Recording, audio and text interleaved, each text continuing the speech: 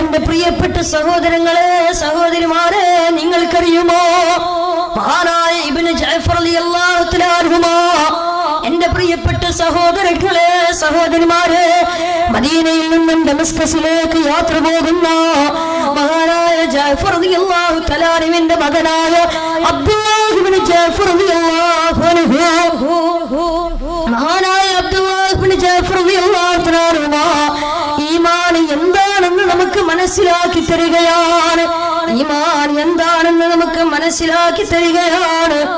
എന്റെ പ്രിയപ്പെട്ട സഹോദരങ്ങളെ സഹോദരിമാരെ മഹാനായ അബ്ദുല്ലാഹ് ഇബ്നു ജഅഫർ റളിയല്ലാഹു തആല അൻഹു ആ അബ്ദുല്ലാഹ് ഇബ്നു ജഅഫർ റളിയല്ലാഹു തആല അൻഹു സൈന്യത്തിന്റെ അധിപനായി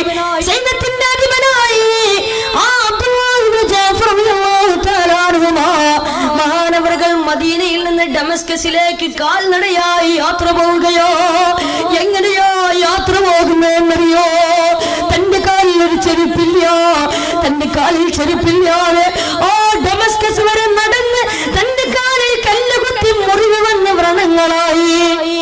മദീനയിൽ നിന്ന് ഡമസ്കസിലേക്കുള്ള ദൂരം ഗൂഗിൾ മാപ്പ് എടുത്ത് നോക്കിയാൽ നമുക്ക് മനസ്സിലാവും 2000 കിലോമീറ്ററിലേറെ വരും.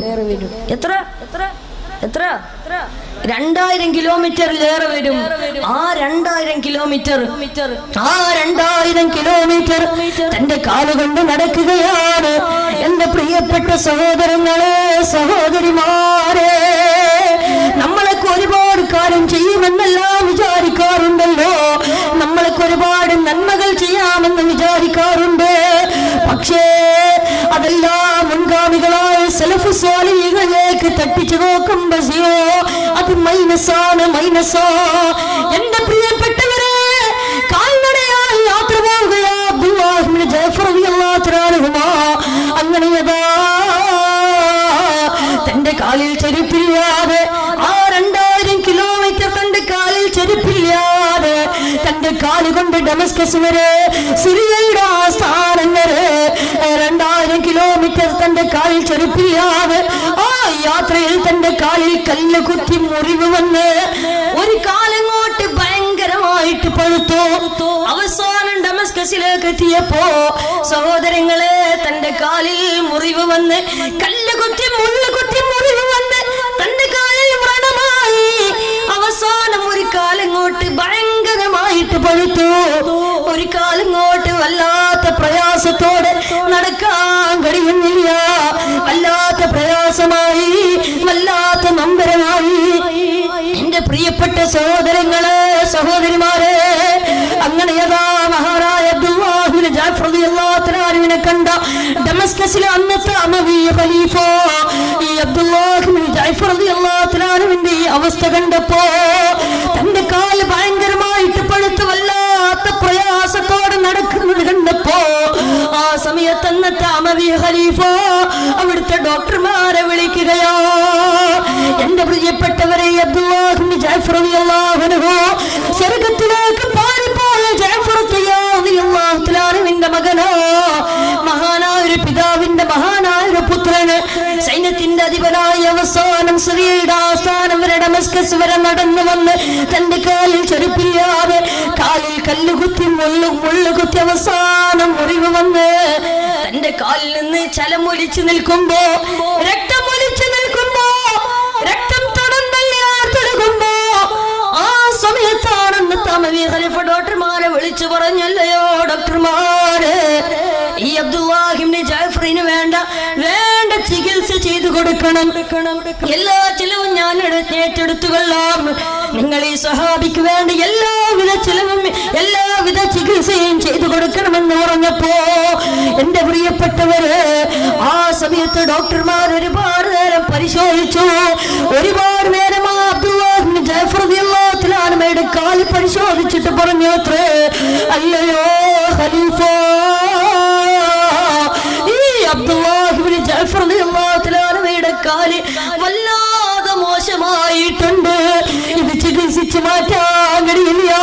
ഇതൊരിക്കലും ചികിത്സിച്ച് മാറ്റാൻ കഴിയില്ല. അതുകൊണ്ട് ഖലീഫ ഇതൊരിക്കലും ചികിത്സിച്ചാൽ മാറുന്നതല്ല. കാലിന് വല്ലാത്ത അസുഖമോ, കാല് വല്ലാതെ പഴുത്തിട്ടുണ്ട്. അതുകൊണ്ട് കാലിന്റെ നില വല്ലാതെ മോശം മോശമായിരിക്കുകയാണ്. അതുകൊണ്ട് ഇനി ഒരേ ഒരു നിർവാഹമേ ഉള്ളൂ, അത് ചികിത്സിച്ചു മാറ്റലല്ല, കാലിന്റെ മുട്ടിൽ മുറിച്ചു മാറ്റണം. എന്താ പറഞ്ഞേ? കാലിന്റെ മുട്ടിൽ മുറിച്ചു മാറ്റണം, അതല്ലാതെ വേറൊരു നിർവാഹമില്ല ഖലീഫ എന്ന് ഡോക്ടർമാര് പറഞ്ഞപ്പോ, എന്റെ പ്രിയപ്പെട്ട സഹോദരങ്ങളെ, സഹോദരിമാരെ, കാലിന്റെ മുട്ടിൽ മുറിച്ചു മാറ്റണമെന്ന സമയത്ത് ഡോക്ടർമാര് പറയുമ്പോ ആ സമയത്ത് അവിടെ ഒരുമിച്ച് കൂടി ചില ആളുകൾ അവരവിടുന്ന് ഉറക്കെ പറഞ്ഞു, എന്റെ പ്രിയപ്പെട്ട സഹോദരങ്ങളെ, സഹോദരിമാരെ, എന്റെ ശബ്ദം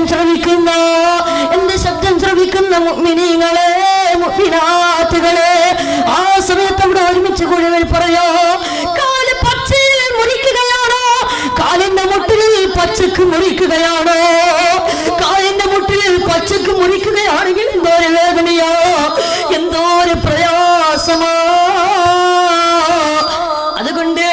അതുകൊണ്ട് ഈ സ്വഹാബിക്ക് മയക്കി കിടത്താനുള്ള വല്ല മരുന്നും കൊണ്ടുപോയി കൊടുക്കും.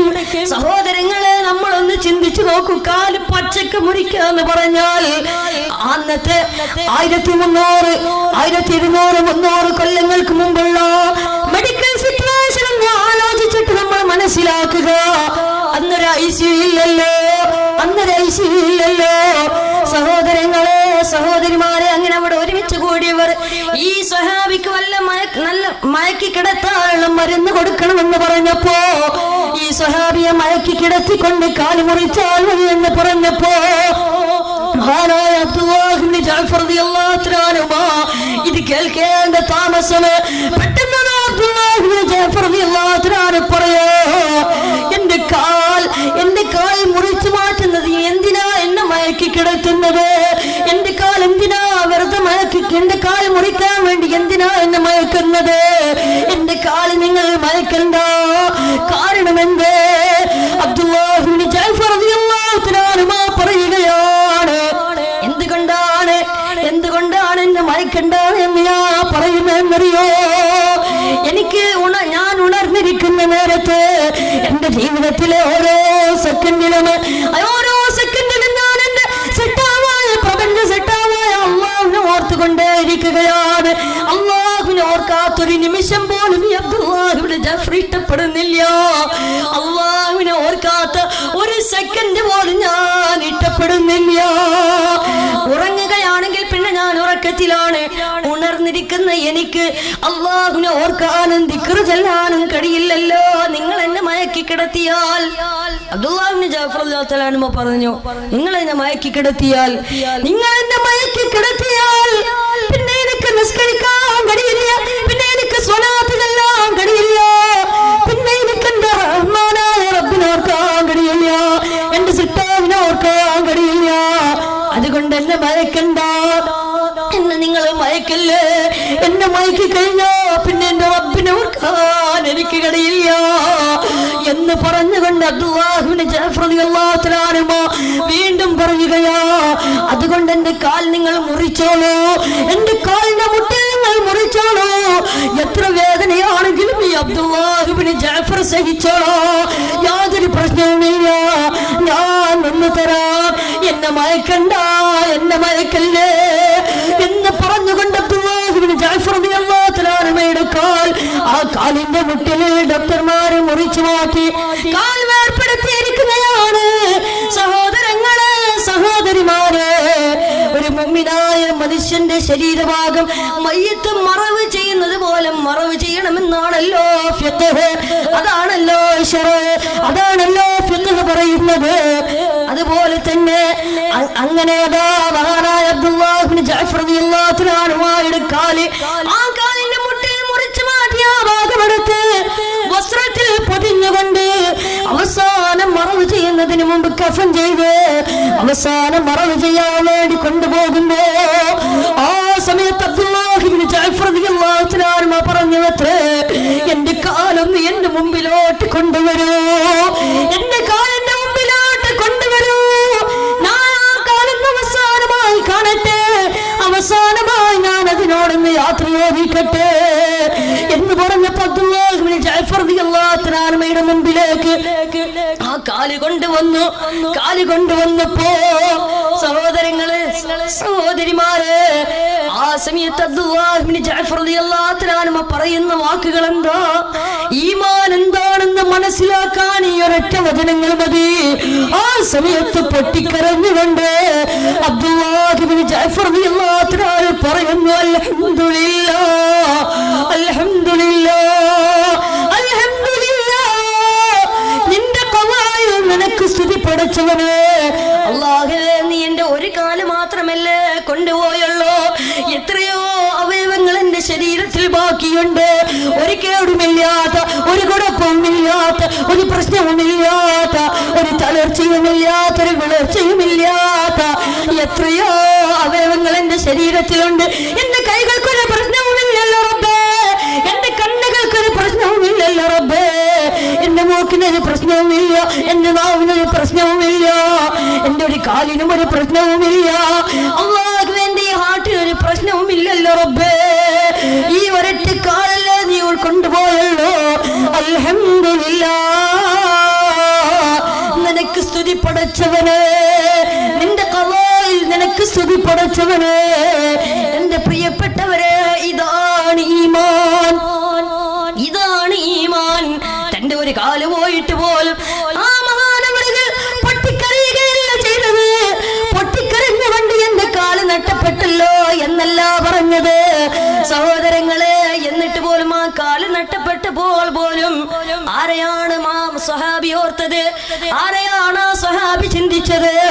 പ്രപഞ്ച സൃഷ്ടാവായ അല്ലാഹ്, എന്നെ നിങ്ങളെ സൃഷ്ടിച്ച അല്ലാഹ്, ഈ അഖില ലോക ബ്രഹ്മാണ്ഡ കടാകത്ത് മുഴുവനും സൃഷ്ടിച്ച് സംരക്ഷിച്ച് പരിപാലിച്ചു പോകുന്ന അല്ലാഹ്. സഹോദരങ്ങളെ, അവരൊക്കെ എത്ര പ്രതിസന്ധി വന്നാലും അല്ലാഹുവിനെ ഓർക്കുന്നവരായിരുന്നു. അവരൊക്കെ എത്ര പ്രയാസം വന്നാലും അല്ലാഹുവിനെ ഓർത്ത് ജീവിക്കുന്നവരായിരുന്നു. അതുകൊണ്ട് എന്റെ പ്രിയപ്പെട്ടവരെ, അവരാണ് നമുക്ക് മാതൃക. മുൻഗാമികളായ ആളുകളാണ് നമുക്ക് മാതൃക. അതുകൊണ്ട് അവരുടെ മാതൃക സ്വീകരിച്ചോ, അവരുടെ മാതൃക പിൻപറ്റിക്കോ. അല്ലാഹുവേ, നീ സ്വീകരിക്കണേ അല്ലാഹ്, നീ കബൂലാക്കണേ തമ്പുരാനെ. അതുകൊണ്ട് സഹോദരങ്ങളെ, നമ്മൾ പിൻപറ്റേണ്ടത്, നമ്മൾ റോൾ മോഡലാക്കേണ്ടത് സിനിമാ നടന്മാരല്ല, അത് സിനിമാ നടികളല്ല, മുൻഗാമികളായ ആളുകളെയാണ് നമ്മൾ പിൻപറ്റേണ്ടത്. ഇന്ന് എത്ര ആളുകളാ അള്ളാഹു കൊടുത്ത പണം കൊണ്ട് ആഭാസ ജീവിതം നയിക്കുന്ന, ആർഭാട ജീവിതം നയിക്കുന്ന, ആഡംബര ജീവിതം നയിക്കുന്ന എത്ര ആളുകളാണ് നമുക്കിടയിലുള്ളത്. അല്ലേ, അള്ളാഹു കൊടുത്ത പണം കൊണ്ട് അഹങ്കരിച്ച് നടക്കുക എത്ര ആളുകളാ. ഈ ആധുനിക കാലഘട്ടത്തിൽ എത്ര മുസ്ലിം ചെറുപ്പക്കാരാണ്, മുസ്ലിം സഹോദരിമാരാണ് അള്ളാഹു കൊടുത്ത പണം കൊണ്ട് കിബിർ നടിച്ചുകൊണ്ട് നടക്കുന്നത്. അള്ളാഹു കാത്തുരക്ഷിക്കട്ടെ, അള്ളാഹു കാത്തുരക്ഷിക്കട്ടെ. സ്വർഗമുണ്ടെന്ന ബോധമില്ലാതെ അള്ളാഹുവിനെ ധിക്കരിച്ച് നടക്കുന്ന എത്ര ആളുകളാ. സഹോദരങ്ങളെ, സഹോദരിമാരെ, എന്റെ പ്രിയപ്പെട്ടവരെ, ഈ ദുനിയാവിൽ പണം കൊണ്ട് അഹങ്കരിച്ച് നടന്നാൽ ഒരു പക്ഷേ നമുക്ക് ഈ ദുനിയാവിൽ അടിച്ചു പൊളിച്ച് ജീവിച്ച് കഴിയാൻ കഴിയും. ഈ ദുനിയാവിൽ നല്ലതുപോലെ അടിച്ചു പൊളിച്ച് ജീവിക്കാൻ കഴിയും. പക്ഷേ നാളെ പടച്ച റബ്ബിന്റെ മുമ്പിൽ എത്തുമ്പോ ആ സമയത്ത് യാതൊരുവിധ രക്ഷയും ഉണ്ടാവില്ല. അള്ളാഹു ഈ ദുനിയാവിൽ വെച്ച് തന്നെ അവനെ പരീക്ഷിച്ചു തുടങ്ങുന്നതാ. അള്ളാഹു നമ്മളെ കാത്തുരക്ഷിക്കുമാറാകട്ടെ, അള്ളാഹു കാത്തുരക്ഷിക്കുമാറാകട്ടെ. എന്റെ പ്രിയമുള്ളവരെ, ആ റോഡിൽ നിൽക്കുന്നവരൊക്കെ ഒന്ന് കയറിയിരുന്ന വല്ല സൗകര്യമാണ്. ധാരാളം ഹൈന്ദവ സഹോദരങ്ങളും ക്രൈസ്തവ സഹോദരന്മാരൊക്കെ ഉണ്ട്. ഇൻഷാ അല്ലാഹ്, അള്ളാഹു അവർക്കൊക്കെ നന്മ കൊടുക്കുമാറാകട്ടെ. അള്ളാഹു സുബ്ഹാനഹു വ തആല അവർക്കൊക്കെ ഹിദായത്ത് നൽകി അനുഗ്രഹിക്കുമാറാകട്ടെ. സഹോദരങ്ങൾ, എല്ലാവരും ഉറക്കെ സ്വലാത്ത് ചൊല്ലും. സല്ലല്ലാഹു അലാ മുഹമ്മദ്.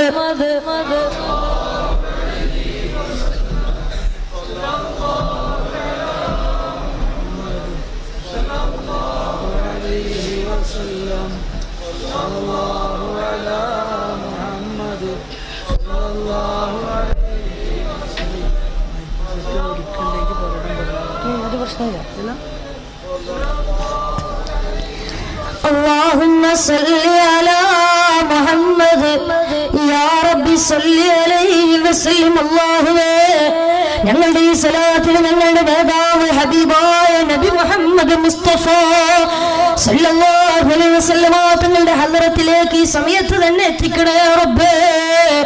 അതുകൊണ്ട് എന്റെ സഹോദരങ്ങളെ, സഹോദരിമാരെ, ഈ തേവലക്കരയിൽ ഒരുമിച്ച് കൂടി എന്റെ പ്രിയപ്പെട്ടവരെ, അല്ലാഹു തന്ന പണം കൊണ്ട് അഹങ്കരിക്കല്ലേ, കിബിറ് നടിക്കല്ലേ, അസൂയ നടിക്കല്ലേ.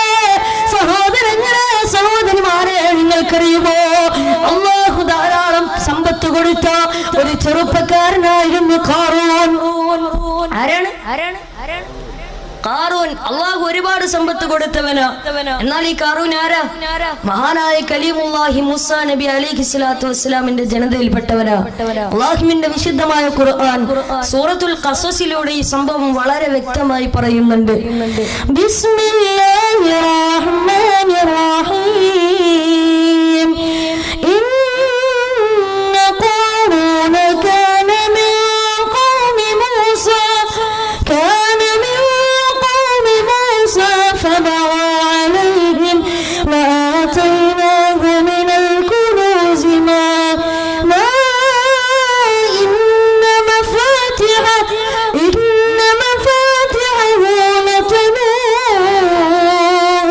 لتنوء بالعصبة أولي القوة إذ قال له قومه لا تفرح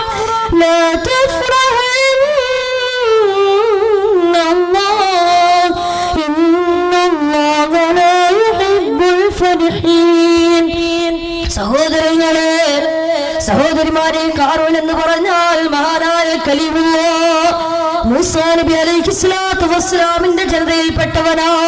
ആ മൂസാ നബിയുടെ ജനതയിൽ തന്നെ അല്ലാഹു ഒരുപാട് സമ്പത്ത് കൊടുത്തവനാ ഖാറൂൻ. അങ്ങനെ ഒരുപാട് സമ്പത്ത് കിട്ടിയപ്പോ, ഒരുപാട് സമ്പത്ത് അല്ലാഹു ഖാറൂന് കൊടുത്തപ്പോ, ഖാറൂൻ പണം കൊണ്ട് അഹങ്കരിക്കാൻ തുടങ്ങി. ഖാറൂന് പുളകം കൊള്ളാൻ തുടങ്ങി. തനിക്ക് ലഭിച്ച സമ്പത്ത് കൊണ്ട് മൂസാ നബിയെ ധിക്കരിക്കാൻ തുടങ്ങി. മൂസാ നബി എന്ന് മാത്രമല്ല, ഈ പ്രപഞ്ച സിട്ടാവായ അഖിലോക ബ്രഹ്മാണ്ഡ കടാകത്ത് മുഴുവനും സൃഷ്ടിച്ച് സംരക്ഷിച്ച് പരിപാലിച്ചു പോകുന്ന അല്ലാഹുവിനെ പോലും ധിക്കരിക്കുകയാ. സഹോദരങ്ങളെ, ആ സമയത്ത് മൂസാ നബി ഒരുപാട് ഉപദേശിച്ചു. ഖാറൂനെ, ഈ പണം കൊണ്ട് നീ അഹങ്കരിക്കല്ലേ. ഈ പണം ഇന്നല്ലെങ്കിൽ നാളെ തിരിച്ചെടുക്കാനുള്ള കഴിവ് അല്ലാഹുവിനുണ്ട്. അതുകൊണ്ട് ഖാറൂനെ, നീ അഹങ്കരിക്കല്ലേ. ഇന്നല്ലെങ്കിൽ ഈ പണം നാളെ പടച്ച റബ്ബ് തിരിച്ചെടുക്കുന്നതോ. അതുകൊണ്ട് അഹങ്കാരം നമുക്ക് വേണ്ട എന്ന് ഖാറൂനോട് പറഞ്ഞപ്പോ, ഖാറൂനോട് ഉപദേശിച്ചപ്പോ, ആ സമയത്ത് ഖാറൂൻ പറഞ്ഞു എന്തെന്നറിയോ? ഖാറൂൻ ആ സമയത്ത് എന്താ പറഞ്ഞ്? എടാ മൂസാ, നീ പറഞ്ഞാൽ ഇനി ഞാൻ ചെയ്യോടാ, നീ പറഞ്ഞാൽ ഇനി ഞാൻ ആവർത്തിച്ച് ചെയ്യുമോടാ, നീ പറഞ്ഞാൽ ഞാൻ അനുസരിക്കില്ല എന്ന് പറഞ്ഞ് പിന്നെയും അഹങ്കരിക്കുക. സഹോദരങ്ങളെ, സഹോദരിമാരെ, ഇങ്ങനെ വീണ്ടും അഹങ്കരിച്ചു തുടങ്ങിയപ്പോ അല്ലാഹു വീണ്ടും സമ്പത്ത് കൊടുക്കുകയാണ്. അങ്ങനെ ഒരുപാട് സമ്പത്ത് കുന്നുകൂടിയപ്പോ ഫഖറജ അലാ ഖൗമിഹി ഫീ സീനതി, തന്റെ സ്വന്തം നാട്ടിലൂടെ 10,000 പെണ്ണുങ്ങൾ, 10,000 തേരാളികൾ, 10,000 കുതിരകൾ, അതിന്റെ പുറകിൽ സ്വർണ്ണരഥം, അതിന്റെ പുറകിൽ നഗ്നരായ തരുണീമണികൾ, വെഞ്ചാമരം വീശിക്കൊണ്ട് 5 ലക്ഷത്തോളം പേര് പങ്കെടുത്ത പ്രകടനം നടത്തുകയോ, 5 ലക്ഷത്തോളം പേര് പങ്കെടുത്ത പ്രകടനം നടത്തുകയാണ്. അതിൽ 10,000 പെണ്ണുങ്ങളുണ്ട്, 10,000 തേരാളികൾ, 10,000 ആനക്കൂട്ടങ്ങൾ, 10,000 കുതിരകൾ, അതിന്റെ പുറകിൽ സ്വർണ്ണരഥം, അതിന്റെ പുറകിൽ നഗ്നരായ തരുണിമണികൾ, വെഞ്ചാമരം വീശി 5 ലക്ഷത്തോളം പേര് പങ്കെടുത്ത പ്രകടനം നടത്തി. ഇങ്ങനെ 5 ലക്ഷത്തോളം പേര് പങ്കെടുത്ത പ്രകടനമൊക്കെ നടത്തിയപ്പോ ആ സമയത്ത് വഴിയരികിൽ നിൽക്കുന്ന ഈ പ്രകടനം കാണുന്ന ജനങ്ങൾ, ആ സമയത്ത് അവിടെ നിൽക്കുന്ന ജനങ്ങൾ 2 വിഭാഗമായി. ഈ 5 ലക്ഷത്തോളം പേര് പങ്കെടുത്ത പ്രകടനം കണ്ടപ്പോ ആ സമയത്ത് അവിടെ നിൽക്കുന്ന ആളുകൾ 2 വിഭാഗമായി. ഒരു വിഭാഗം ആളുകൾ അല്ലാഹുവേ, അല്ലാഹുവേ, യാ ലൈത ലനാ മിസ്ല മാ ഊതിയ ഖാറൂൻ, അല്ലാഹുവേ, നീ ഖാറൂന് കൊടുത്തതുപോലെ, ഖാറൂന് നൽകിയതുപോലെ കുറച്ച് പൈസ ഞങ്ങൾക്കൊന്ന്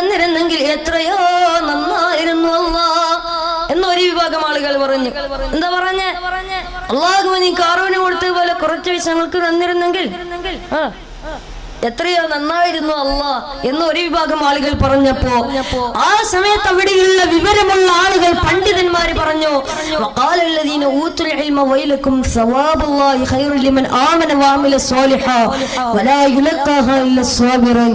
നിങ്ങൾ നാശമാണ് വിശ്വസിച്ചിരിക്കുന്നത്, നിങ്ങൾ കാറൂന്റെ ആ മോശമായ സമൂഹത്തിന്റെ മേലാണ് നിങ്ങൾ വിശ്വസിച്ചിരിക്കുന്നത്, അതുകൊണ്ട് നിങ്ങൾക്ക് നാശമാണ് എന്ന് മറുവിഭാഗം ആളുകൾ പറഞ്ഞു. അങ്ങനെ രണ്ട് വിഭാഗമായി ഒരു വിഭാഗം ആളുകൾ ഈമാനിൽ അടിയുറച്ചുകൊണ്ട് അല്ലാഹുവിനെ മറക്കാതെ സമയത്ത് അവിടെ അടിയുറച്ചു നിന്നപ്പോ ഒരു വിഭാഗം ആളുകൾ കാറൂന്റെ ഭാഗത്തു നിന്നോ സഹോദരങ്ങളെ സഹോദരിമാരെ അവസാനം കാറൂനോട് ഒരുപാട് ഉപദേശിച്ചു. മൂസാ നബിയുടെ ജനതയും ഒരുപാട് പറഞ്ഞു, കാറൂനെ വേണ്ട ഈ ദുനിയാവ് ഇന്നല്ലെങ്കിൽ നാളെ അവസാനിക്കുന്നതോ, എത്ര സമ്പന്നന്മാരാ ദരിദ്രന്മാരായത് ചിന്തിക്കുകാരേ, എത്രയോ സമ്പന്നന്മാര് ദരിദ്രന്മാരായി തീർന്നില്ലേ, അതുപോലെ നിന്റെ ഈ സമ്പത്ത് ഏതൊരു സെക്കൻഡിലും തിരിച്ചെടുക്കാനുള്ള കഴിവ് അല്ലാഹുവിനുണ്ട്, അത് നീ മറക്കല്ല, അത് മറന്ന് നീ തുള്ളിക്കളിക്കല്ല എന്ന് പറഞ്ഞപ്പോ കാറൂൻ ആ സമയത്ത് വീണ്ടും അഹങ്കരിക്കുകയോ, എടാ മൂസാ നീ പറഞ്ഞാ ഞാൻ അനുസരിക്കില്ല എന്ന് ഞാൻ നിന്നോട് പറഞ്ഞില്ലേ, എന്റെ സമ്പത്തുണ്ടായത് എന്റെ അറിവ് കൊണ്ടാണ്, എനിക്ക് വേണ്ടത്ര അറിവും ത്രാണിയും പത്രാസും പവറും എല്ലാം എനിക്കുണ്ട്, അതുകൊണ്ട് ഇനി ഒരാളുടെ ഉപദേശ മാർഗനിർദ്ദേശവും എനിക്ക് വേണ്ട, എന്നാരും ഉപദേശിക്കണ്ട, എന്നാരും നന്നാക്കാൻ ശ്രമിക്കണ്ട എന്നിവിടുന്ന് പറഞ്ഞപ്പോ സഹോദരങ്ങളെ ആ സമയത്ത് അല്ലാഹു ചോദിക്കുന്നൊരു ചോദ്യമുണ്ട്. ഇങ്ങനെയൊക്കെ കാറൂൻ അഹങ്കരിച്ചിട്ടും ഇങ്ങനെയൊക്കെ കാറൂന് അല്ലാഹു കൊടുത്ത സമ്പത്ത് കൊണ്ട് ഇങ്ങനെയൊക്കെ അഹങ്കരിച്ചപ്പോ അല്ലാഹു ചോദിക്കുന്ന ഒരു ചോദ്യമുണ്ട് കാറൂനോട്. അവലം യഅലം അന്നല്ലാഹ ഖദ് അഹ്ലക മിൻ ഖബ്ലിഹി മിനൽ ഖുറൂനി മൻ ഹുവ അശദ്ദു മിൻഹു ഖുവ്വതൻ വഅക്സറു ജംആ വലാ യസ്അലു അൻ ദുനൂബിഹിൽ മുജ്രിമൂൻ.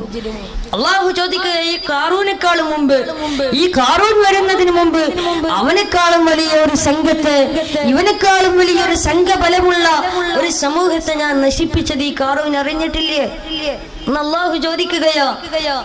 ഇങ്ങനെയൊക്കെ ആയത്തിറങ്ങിയിട്ടും അല്ലാഹുവിന്റെ ചോദ്യം ഇറങ്ങിയിട്ടും മൂസാ നബി തന്റെ ജനതയും ഉപദേശിച്ചിട്ടും അവസാനം ഒരു മാറ്റവും സംഭവിക്കുന്നില്ല. അവസാനം മാനസാന്തരത്തിന്റെ മനസ്സ് വരുന്നില്ല, മാനസാന്തരത്തിന്റെ മനസ്സ് വരുന്നില്ല എന്ന് കണ്ടപ്പോ അല്ലാഹു അതാ സമൂഹത്തിന്റെ മേൽ, അല്ലാഹുവിനെ ധിക്കരിച്ച കാറൂന്റെ സമൂഹത്തിന്റെ മേൽ അല്ലാഹുവിന്റെ അതികഠിനമായ അദാബ് ഇറങ്ങുകയോ, അല്ലാഹുവിന്റെ ശിക്ഷ ഇറങ്ങുകയോ. സഹോദരങ്ങളെ, അല്ലാഹുവിന്റെ ശിക്ഷ ഇറങ്ങാൻ തുടങ്ങി.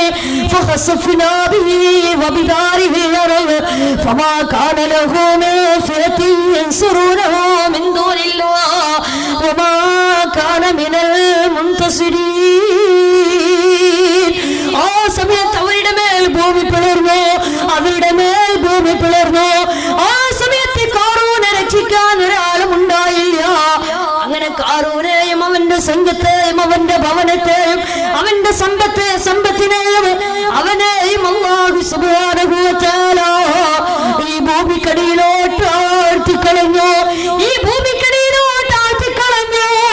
അതുകൊണ്ട് സഹോദരങ്ങളെ സഹോദരിമാരെ, അല്ലാഹു തന്ന പണം കൊണ്ട് അഹങ്കരിച്ചു കഴിഞ്ഞ ദുനിയാവിൽ തന്നെ നമുക്ക് പരീക്ഷണങ്ങൾ വരുന്നതോ. കാറൂൻ അല്ലാഹു കൊടുത്ത ശിക്ഷ കണ്ടില്ലേ? അതുകൊണ്ട് എന്റെ പ്രിയപ്പെട്ടവരെ,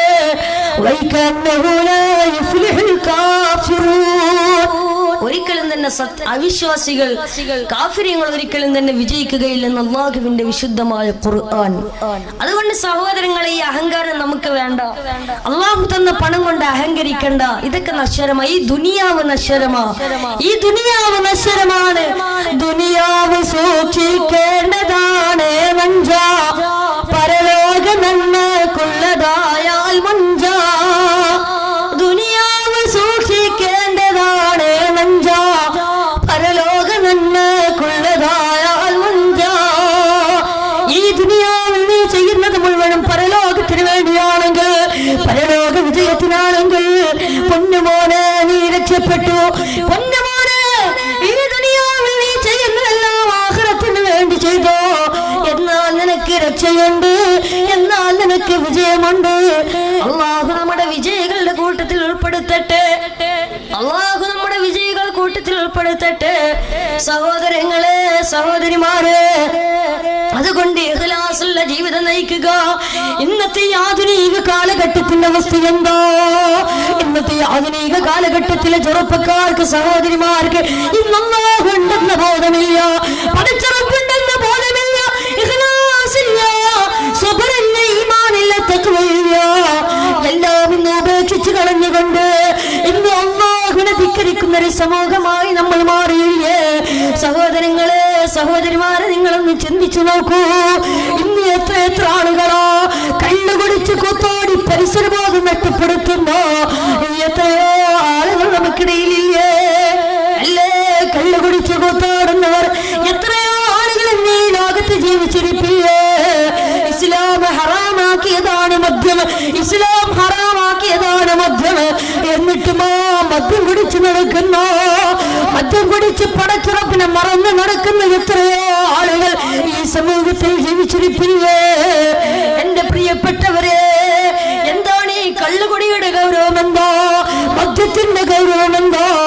അല്ലാഹുവിന്റെ റസൂൽ സല്ലല്ലാഹു അലൈഹി വസല്ലം തങ്ങൾ പറയോ, മദ്യപിക്കുന്നവരോട് അല്ലാഹുവിന്റെ റസൂൽ സല്ലല്ലാഹു അലൈഹി വസല്ലം തങ്ങൾ പറയാണ്, കള്ളു കുടിച്ചുകൊണ്ട് ബോധമില്ലാതെ വീട്ടിന്റെ അകത്ത് കടന്നു വന്നിട്ട് സ്വന്തം നൊന്ത് പ്രസവിച്ച ഉമ്മയെ പോലും കടിത്തറുത്ത് കൊല്ലാൻ മടി കാണിക്കാത്ത 2 വയസ്സുള്ള 4 വയസ്സുള്ള 6 വയസ്സുള്ള പെൺകുട്ടികളെ പോലും ക്രൂരമായി മാനഭംഗപ്പെടുത്തോ കാമത്തിന്റെ മൃഗത്തിന്റെ കണ്ണുകൾ എന്റെ മുഖത്തിൽ സമ്മാനിക്കുന്ന ഏറ്റവും വലിയ വിഷദ്രാവകമാകുന്ന മദ്യമുണ്ടല്ലോ, ആ മദ്യം കുടിച്ചുകൊണ്ട് നടക്കുന്നവരെ, ആ മദ്യം വിളമ്പിക്കൊണ്ട് നടക്കുന്നവരെ, ഓ മദ്യം വെറുപ്പില്ലാതെ മനസ്സിനകത്ത് സ്നേഹത്തോടെ കൊണ്ട് നടക്കുന്നവരെ, അല്ലാഹുവിന്റെ റസൂൽ പറയാ, നീ നിസ്കരിച്ചാലും സദഖ ചെയ്താലും സക്കാത്ത് കൊടുത്താലും എത്ര ഇബാദത്ത് എടുത്താലും അല്ലാഹു സ്വീകരിക്കുകയില്ലെന്ന് നബി മുഹമ്മദ് മുസ്തഫ. ഏതുവരെ എന്നറിയോ? അല്ലാഹുവേ, ഇനിയൊരിക്കലും ഞാൻ കള്ളു കുടിക്കില്ല എന്ന് പറഞ്ഞ് പടച്ച റബ്ബിലേക്ക് പൊട്ടിക്കരഞ്ഞ് തൗബ ചെയ്ത് മടങ്ങിയാലല്ലാതെ അല്ലാഹു സുബ്ഹാനഹു വ തആല അവന്റെ ഒരു സൽക്കർമ്മവും സ്വീകരിക്കില്ലെന്ന് ഹബീബായ നബി മുഹമ്മദ് മുസ്തഫ. കള്ളു കുടിക്കുന്നതിന്റെ ഗൗരവം ഇന്നത്തെ ആധുനിക കാലഘട്ടത്തിൽ എത്ര ചെറുപ്പക്കാരാണ് ഈ ന്യൂ ഇയറിന്റെ അന്ന് വരെ എത്ര ചെറുപ്പക്കാരാണ് ലക്ഷക്കണക്കിന് രൂപയുടെ മദ്യം കുടിച്ചു തീർത്തത്? എല്ലാ സഹോദരങ്ങളെ, നിങ്ങൾ ഇന്ന് ചിന്തിച്ചു നോക്കൂ. അല്ലാഹുവിന്റെ റസൂൽ മദ്യത്തിന്റെ ഗൗരവം പറഞ്ഞു തരികയോ? കള്ളു കുടിച്ച് നടക്കുന്നവനാണ് ഖിയാമത്ത് നാളിൽ വരുന്നത്. എങ്ങനെയാണ് വരുന്നതെന്നറിയോ?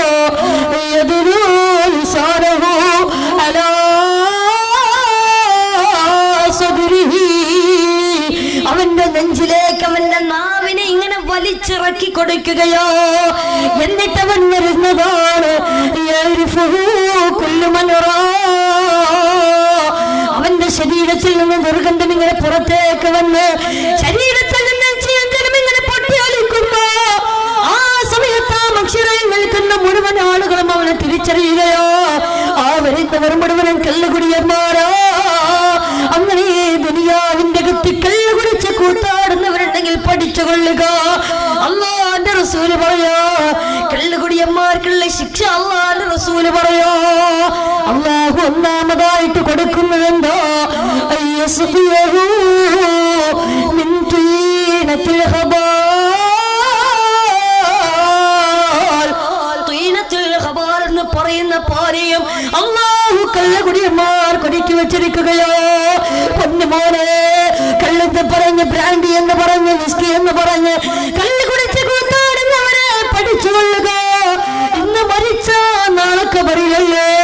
ഒരു 3 പിടി മണ്ണ് വാരിയിടാ പോലും ആളില്ലാത്ത, സ്നേഹബന്ധത്തിന് വിലയില്ലാത്ത കാലഘട്ടമോ? ആ കബറിന്റെ അകത്ത് അല്ലാഹു നിനക്ക് വല്ലാത്ത അദാബ് തരുന്നെന്ന് മാത്രമല്ല, അയ്യസ്ഖിയഹു മിൻ തീനത്തിൽ ഖബാൽ. തീനത്തുൽ ജീവിച്ചിരിക്കുകയാ. ഇത് കേട്ടപ്പോ സഹാബത്തിന് പോലും വല്ലാത്ത അത്ഭുതമായി. അള്ളാന്റെ റസൂലിനോട് സഹാബത്ത് ചോദിച്ചു, നബിയെ യാ റസൂലല്ലാഹ് വമാ തീനത്തുൽ ഹബാൽ, നബിയെ എന്താണ് ഈ തീനത്തുൽ ഹബാൽ? അള്ളാന്റെ റസൂലിനോട് സഹാബത്ത് ചോദിക്കുമ്പോ അള്ളാന്റെ റസൂൽ പറഞ്ഞു കൊടുക്കുന്നു, സഹാബ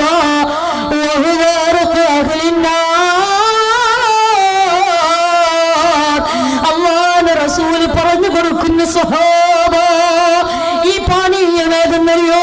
തീനത്തുൽ ഹബാൽ എന്ന് പറഞ്ഞാൽ നാളെ കത്തിക്കാടുന്ന നരകത്തിന്റെ അഗ്നികാരായ ആളുകളുടെ ശരീരത്തിൽ നിന്ന് വെന്തുരുകി വലിച്ചു വരുന്ന ചീഞ്ചലമാകുന്ന വിയർപ്പ് തുള്ളികളുണ്ടല്ലോ, ആ വിയർപ്പ് തുള്ളികളാണ് തീനത്തുൽ ഹബാൽ എന്ന് ഹബീബായ നബി മുഹമ്മദ് മുസ്തഫ സല്ലല്ലാഹു അലൈഹി വസല്ലം തീർന്നിട്ടില്ല. അല്ലാഹുവിന്റെ റസൂൽ രണ്ടാമതായിട്ട് പറയോ, അല്ലാഹു കള്ളുകുടിയന്മാർക്ക് കൊടുക്കുന്ന രണ്ടാമത്തെ പാനീയം സ്വർഗം മറന്നുകൊണ്ട് നടക്കുന്ന കള്ളുകുടിയന്മാർക്ക് അല്ലാഹു രണ്ടാമതായിട്ട് കൊടുക്കുന്നത്